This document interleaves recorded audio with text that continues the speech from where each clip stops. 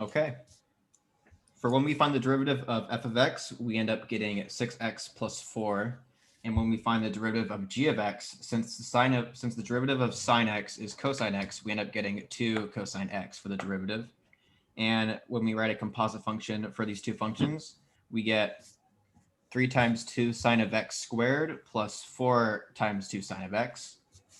And for d, when we find the derivative of this composite function, we get 12 sine of x plus 4 times 2 cosine of x, or times 2 cosine of x. Yeah.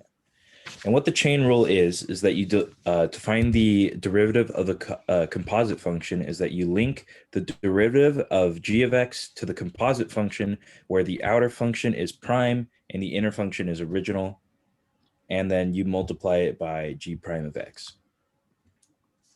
Okay, and then for 3, A, B, C, and D are all pretty self-explanatory.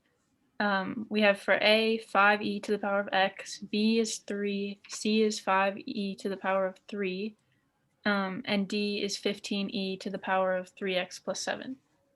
Then for 4, we start with finding that f of x is the square root of x and g of x is 7x minus 1.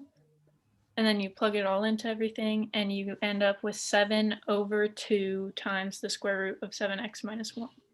Then for b, f of x is x to the power of 20, g of x is 5x squared plus 11x, and you end up with 20 times 5x squared plus 11x to the power of 19, all of that times 10x plus 11. Yay!